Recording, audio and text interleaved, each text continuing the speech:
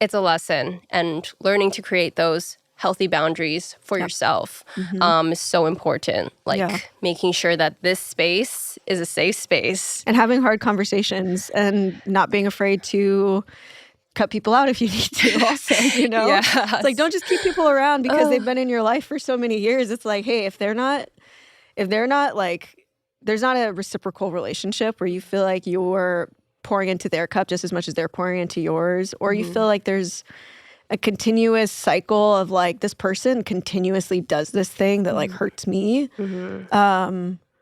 It's okay to walk away from those relationships. And that's something like I think I have done more recently in the past couple of years that's like been very new and uncomfortable. Yes. But then you like you're free of it. You don't have to worry about it. You're not worrying about what they're saying behind your back because you're like, not my problem. Whatever they're saying, not my problem. It's been one of the most difficult things that I've had to work on in these most recent years. And because I'm naturally like a people pleaser, you know, and it's very hard for me to say no. My husband knows that. Like, I will just bend over backwards to just try and make everyone happy. And, you know, because I like peace, you know, and even though it's interesting as a fighter. But yeah, you know, I've had to really, I guess, have that difficult conversation with myself and be like, are you really happy? What's bothering you? And, you know, what helped me a lot is like, I love caring for those around me. And so I thought of it as like, care for yourself the way that you would care for others. Care for yourself how you would care for Victoria or Ava. And once I put it like that, I was like, yeah, I would be very protective about, you know, about who gets access to them and like who, you know, influences them and who is treating them the right way. And like, you know, like I would be very, you know, protective of them and stand up for them. I was like, I was like, I gotta stand up for myself that way. Yeah. And so that's like, yeah, it's been a big game changer for me. Yeah. Yeah.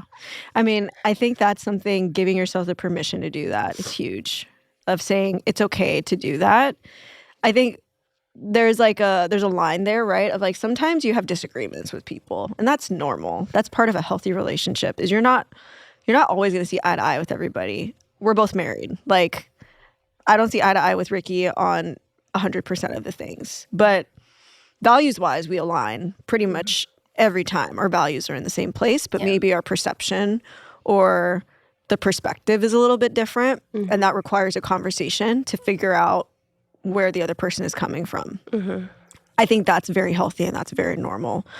But when it's someone like you're talking about, if you were to look at them in an objective perspective of like, this person is hanging out with my, you know, family member that I love, how are they influencing them? How are they impacting them? How are they feeling walking away from that consistently?